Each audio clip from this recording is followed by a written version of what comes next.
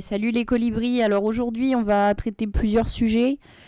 Bien sûr c'est trié, hein, j'ai pas pu, ça fait 2 jours que j'ai pas fait de vidéo donc je peux pas parler de tout, mais je vais aborder plusieurs sujets. Déjà la future élection, enfin l'élection de Trump et les conséquences, euh, l'agriculture et je vais un peu parler du président argentin dont je vous avais déjà parlé précédemment avec le mouvement Afuera. Vous remarquerez que souvent les news, j'essaye de les organiser pour qu'il y ait un lien entre chaque élément et qu'il y ait un fil conducteur. Je choisis pas les news au pif, je les trie et je les mets dans un certain ordre pour pour faire du lien entre ces différents éléments. Si vous aimez mes vidéos, je vous incite à liker, partager et à me suivre. Comme ça, quand je ferai de futures vidéos, vous pourrez les voir. Alors, c'est parti.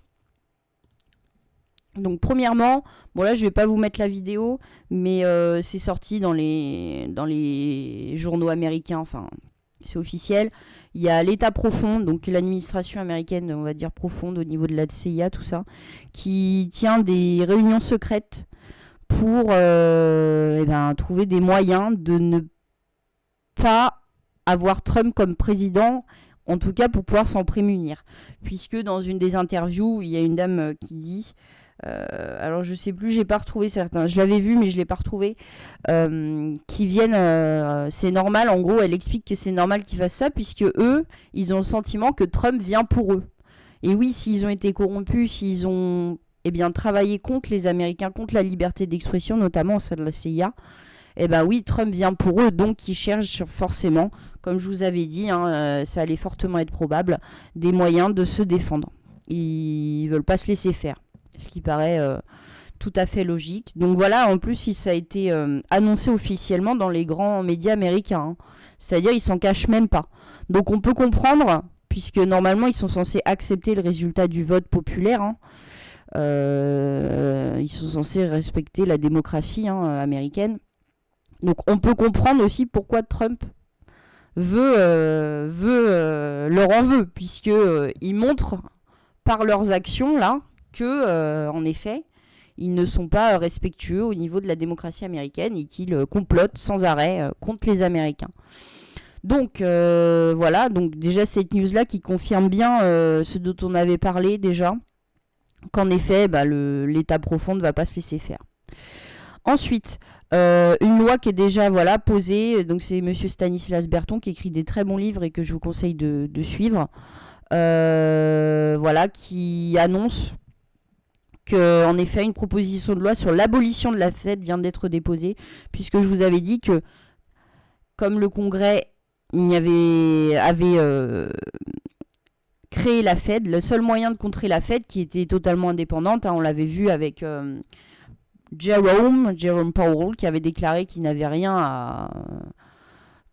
aucun compte à rendre au président américain. Le seul moyen de contrer la Fed, c'est de la détruire. L'amendement, la proposition de loi a déjà été posée. Donc donc vous avez le numéro là, HR 8421. Voilà, c'est en cours. Donc il n'est pas encore. Faut savoir que Trump sera officiellement président en janvier normalement. Donc si ça se passe bien. Donc avant même qu'il soit en poste, il y a déjà des choses qui se font. Donc Trump, sans grande surprise, Trump et Elon Musk ont informé Zelensky que la guerre est terminée et l'ont exhorté à se préparer pour des négociations. Ils ont également déclaré qu'aucun fonds armement supplémentaire ne sera envoyé à l'Ukraine. Bon voilà, rien de surprenant, comme je vous l'avais dit, Trump avait dit qu'il mettrait fin à la guerre en Ukraine et il compte bien le faire, soutenu par Elon Musk. Donc par contre, l'État profond, qui est pro-guerre, n'accepte pas ça. Donc l'administration Biden, qui normalement devrait partir, qui sont en place jusqu'au 20 janvier, vous voyez. Il souhaite intensifier son aide à l'Ukraine jusqu'à l'arrivée de Trump à la Maison-Blanche.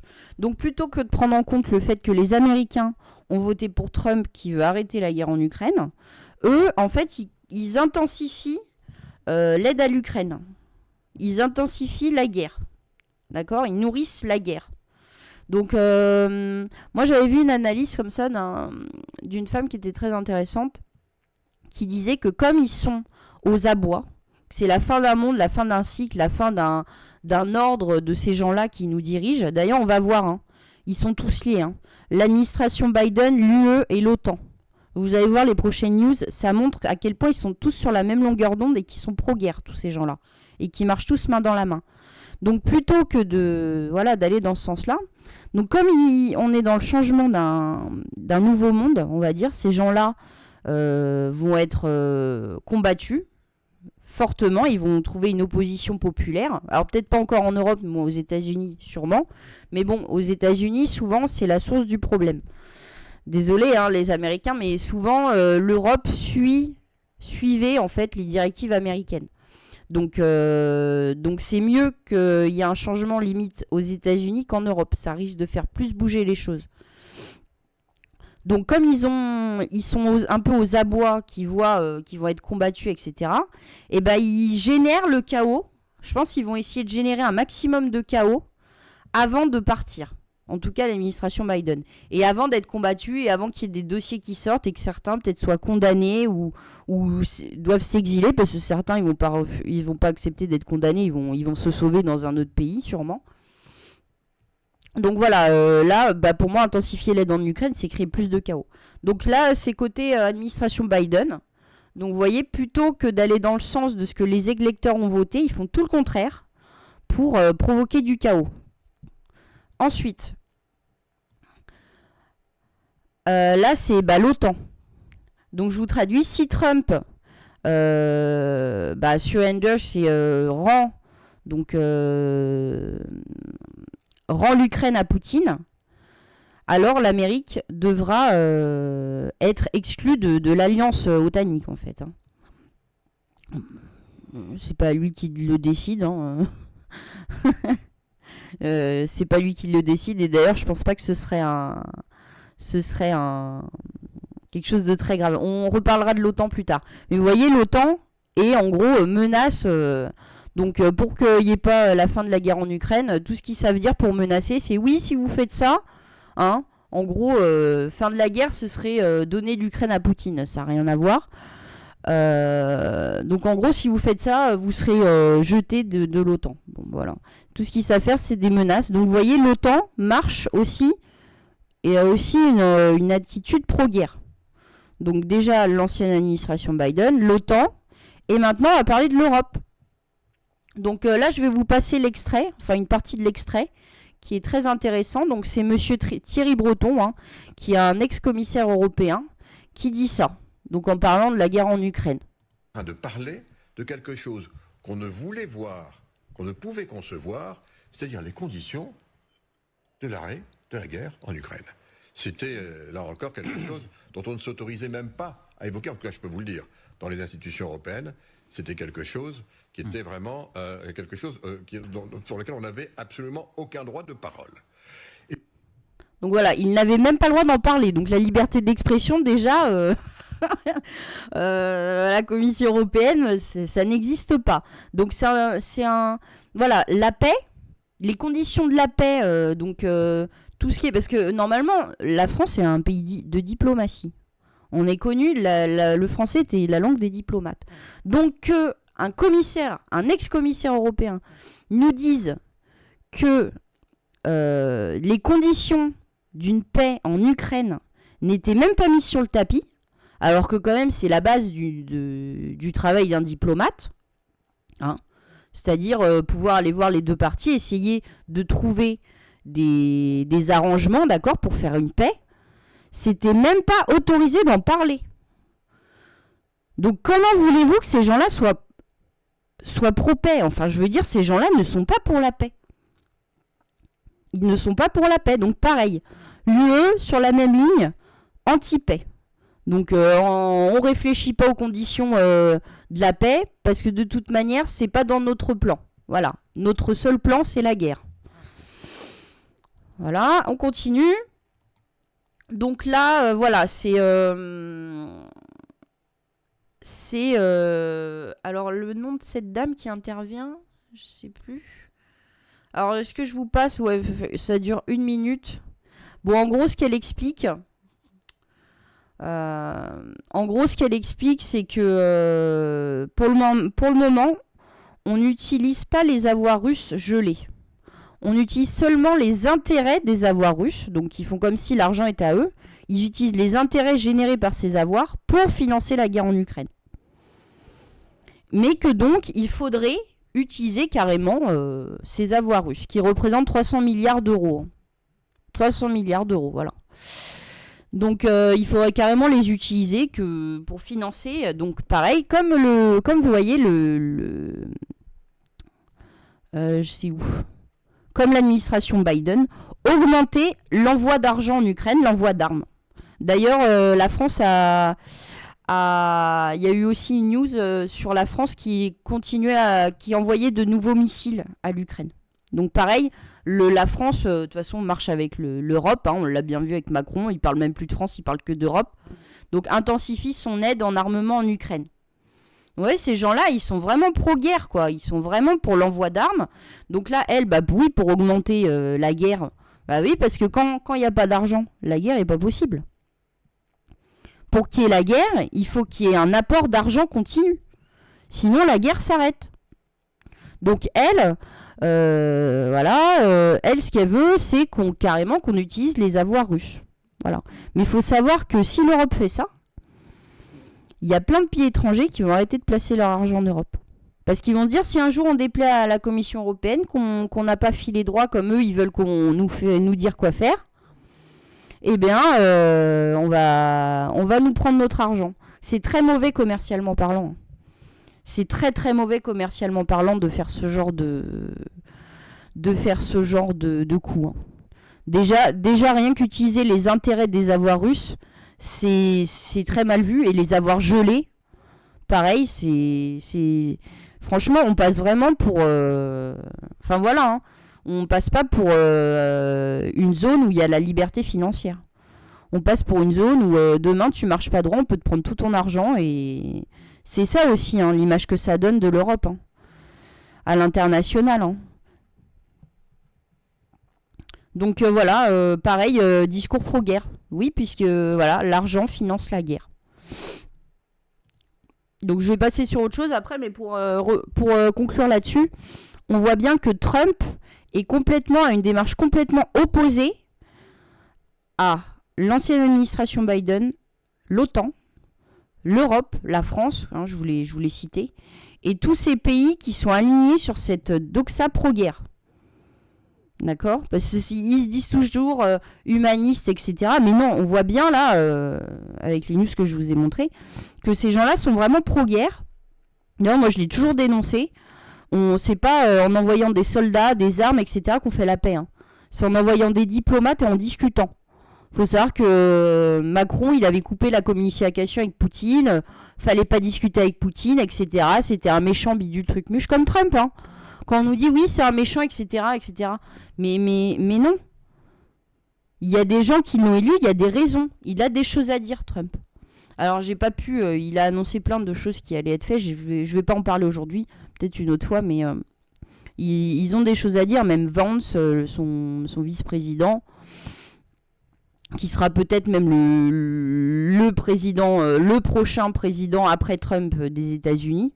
C'est fort probable, puisque Trump a quand même 77 ans, si je me trompe pas. Donc il est possible que son vice-président... D'ailleurs, Vance, je vous conseille de lire son autobiographie. C'est pareil, c'est un homme très intéressant qui a des choses à dire. C'est pas pour rien que les Américains ont voté pour ces gens-là. Les gens ne sont pas des idiots, contrairement à ce que veut vous faire croire. Donc, on passe sur autre chose.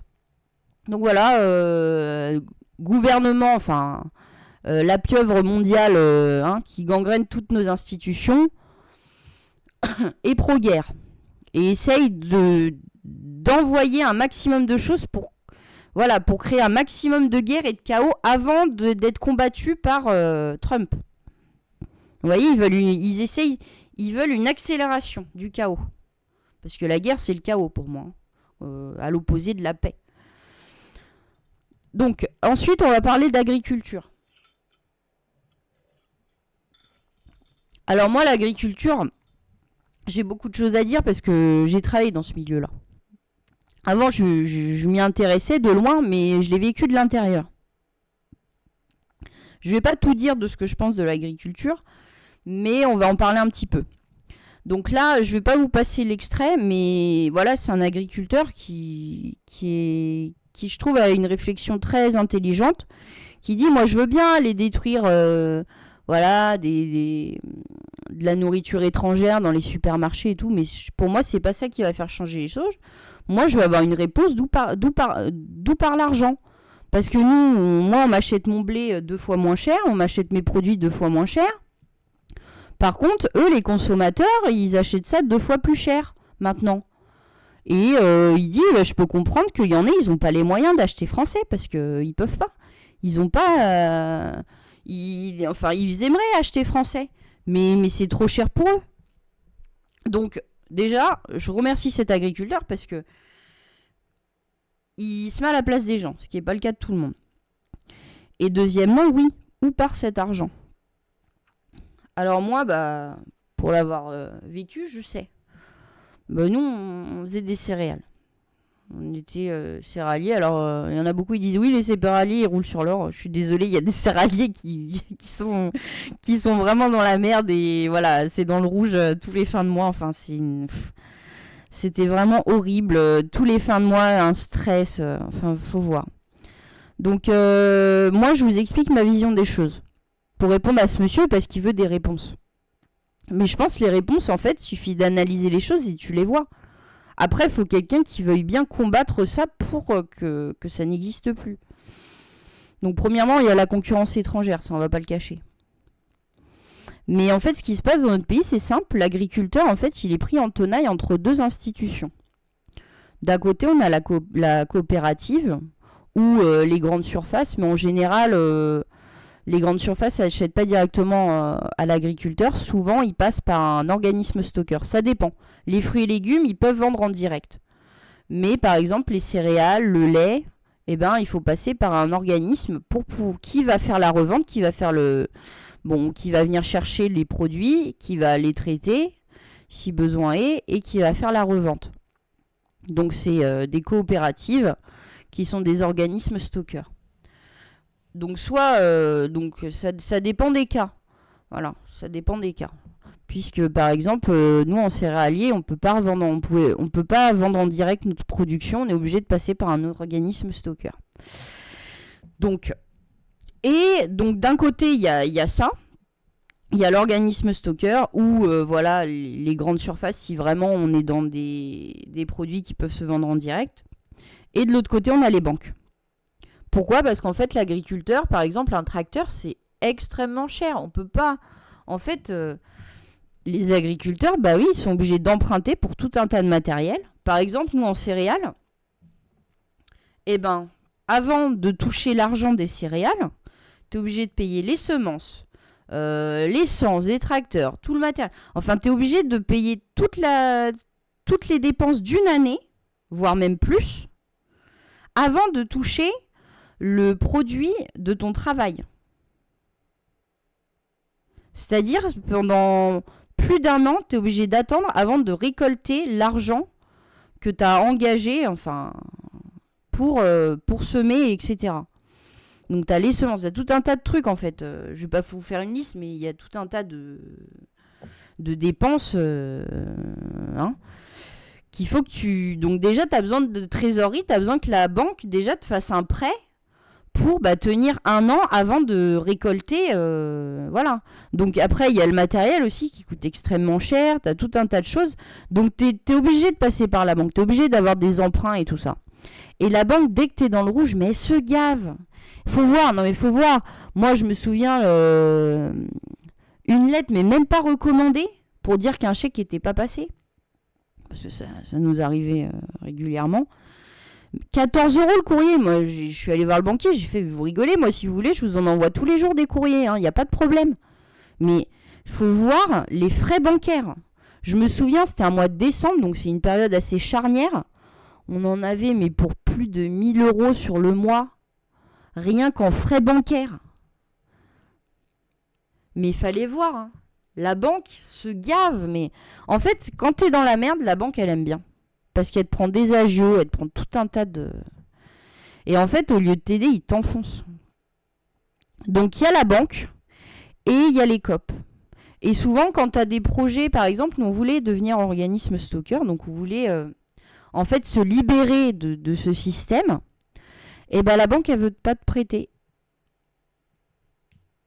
Pourquoi ? Parce qu'en fait, quand ils te donnent des emprunts, en fait, ils veulent que tu aies des contrats avec des organismes stockeurs ou des grandes surfaces pour te prêter.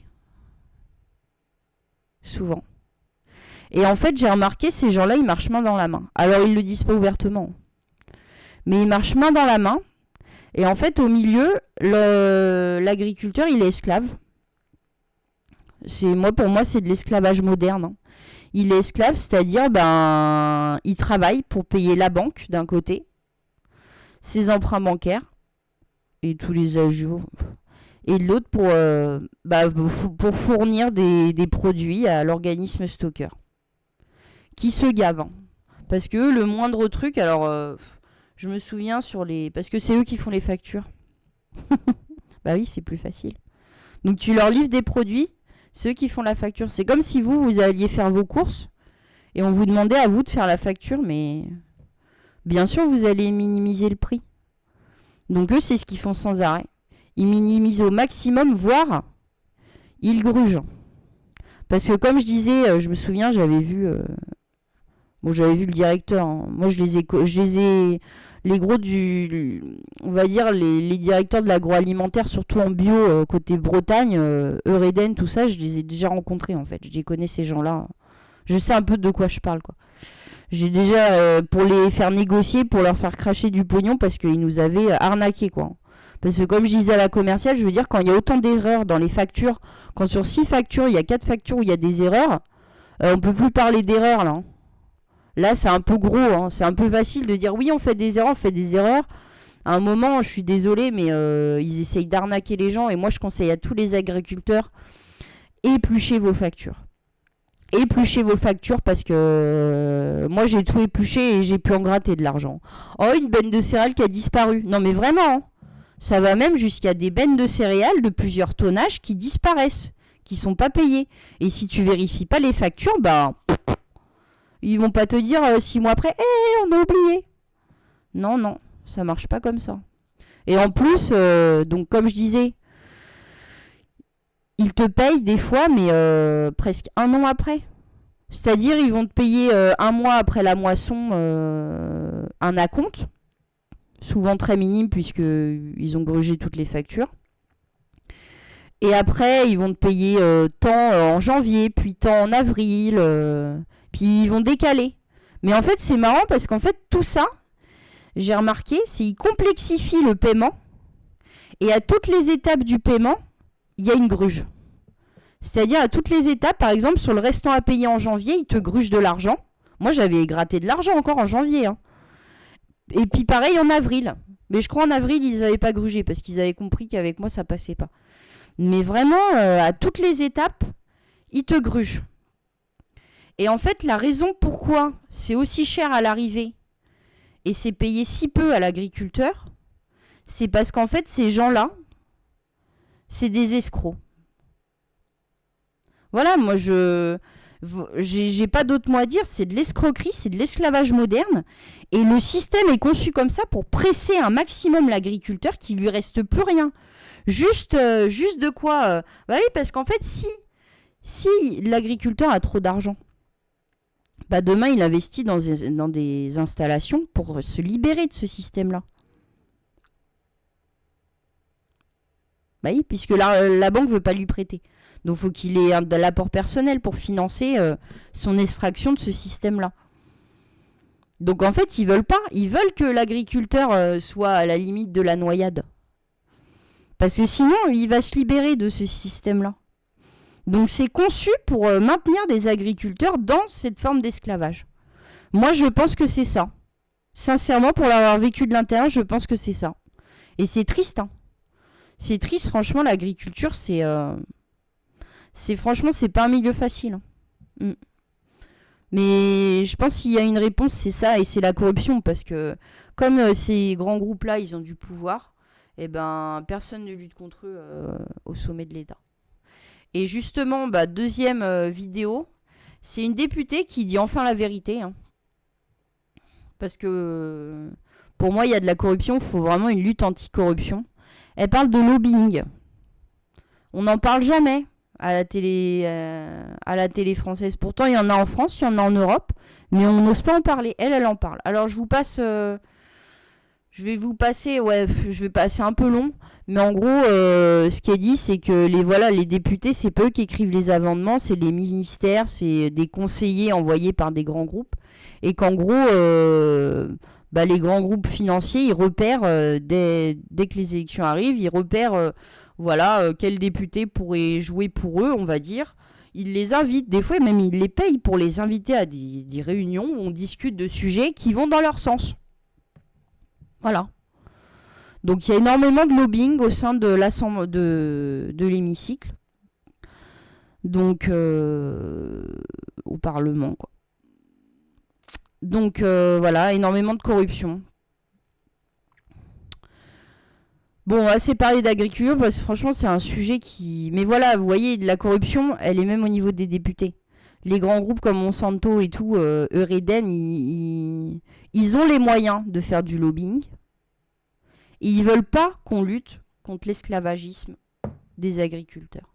Bah oui, ils gagnent tellement d'argent avec ça. Donc voilà, je vais pas parler plus de ça aujourd'hui. C'est un sujet franchement qui m'attriste en fait. Je vous invite à soutenir les agriculteurs. Bientôt, il y aura des manifestations. Mais c'est un sujet qui vraiment, comme je l'ai vécu, j'en ai souffert. En fait, c'est un sujet qui m'attriste parce que c'est vraiment des pourritures. C'est vraiment horrible de faire ça en fait à quelqu'un. Parce que c'est des gens qui travaillent beaucoup et ils gagnent rien. Ils gagnent rien. Ils crèvent la misère. Et vraiment, hein, c'est vraiment... Enfin, je vais pas en parler plus parce que franchement, c'est trop triste. Voilà. C'est triste, mais faut lutter contre ça. Faut s'en donner les moyens, quoi. Donc, dernier sujet. Je vais pas y passer trop de temps. Tiens, c'est marrant, il y a quelqu'un qui a mis l'extrait que je vous avais mis de Javier Milei. Donc, on va parler du président argentin qui a rencontré Elon Musk il y a peu de temps. Donc la semaine dernière, vous voyez, je ne vais pas vous mettre l'extrait, mais en gros, il a rencontré Elon Musk qui est venu... je crois que c'est Elon Musk qui s'est déplacé en Argentine. Vous voyez, il est accueilli par Javier Milei ici, là. Où ils ont mis une petite musique un peu masculine. Bref. Voilà, Javier Milei qui accueille Elon Musk en Argentine. Ils ont sûrement pas mal discuté. Et justement, après cet échange, Javier Milei qui a fait vraiment un très bel exposé, une très belle intervention à l'OTAN, que je salue. Alors, je ne vais pas vous le passer, voilà, ça dure 9 minutes, mais je vous invite à voir cet extrait, à voir sa prise de parole au sein de l'OTAN, qui est un appel à la liberté des peuples, et qui dénonce le dévoiement de l'OTAN. On l'a vu là, hein, l'OTAN qui menace Trump, en gros, de ne pas faire la paix en Ukraine. Hein. Alors que la paix, c'est une forme de liberté, d'accord ? Pour moi. On est plus libre en temps de paix qu'en temps de guerre, il me semble. Parce que la période de guerre, souvent, c'est des lois d'exception. Hein. C'est comme Emmanuel Macron pendant la période Covid, on est en guerre. Donc, restez chez vous, je vous interdis de sortir de chez vous, à moins que... Donc, voilà. Donc, il dénonce le dévoiement de l'institution otanique et il appelle à un retour à des positions plus fortes sur la liberté et il indique qu'il va combattre pour la liberté. Il cite un... Attends, il y en a un qui le reprend, je crois. Je sais plus. Il cite à la fin un penseur. Et il a une très belle citation. Enfin, je vous invite franchement à voir cette intervention de Monsieur Milei. président argentin, qui a un très bel accent anglais d'ailleurs, à l'OTAN. Vous voyez, je vous en avais parlé de ce monsieur. Je vous avais dit que pour moi, c'était une bonne personne. Et que les Argentins avaient bien choisi leur leader. Donc voilà, on va s'arrêter là. Likez, partagez. Et voilà, abonnez-vous si le contenu vous plaît. Je vous souhaite une bonne journée, une bonne semaine. Ça va remuer. Ils veulent créer le chaos avant peut-être leur dernier au revoir. Je l'espère en tout cas. Moi, je suis pas pro-guerre, je suis pour la paix. Il me semble que l'histoire nous a appris que la guerre a toujours une fin. Et je trouve ça fou qu'il n'ait même pas eu la décence d'en discuter, de la fin de la paix. Non, c'était interdit de discuter. Non, mais vous imaginez ? C'était interdit de discuter de la fin de la guerre. Faut voir à quel point ces gens-là sont fous quand même. Enfin bon. Bon allez, bonne journée à tous les colibris et je vous dis à la prochaine.